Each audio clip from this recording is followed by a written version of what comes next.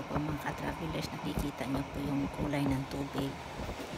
Mula po yan sa natunaw na snow. Ang name ng lake ay Miralago. At nasa Canton Grauben din yan, Switzerland. At papunta po kami ng Tirano. Yan po yung unahan ng train, nakikita. Nakaupo po ako sa second to the last ng pag-on ng tren.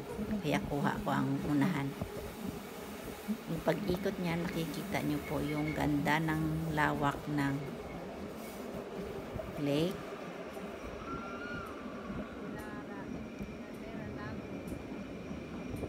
At pag summer po, marami pong nagsuswimming dyan. Thanks for watching.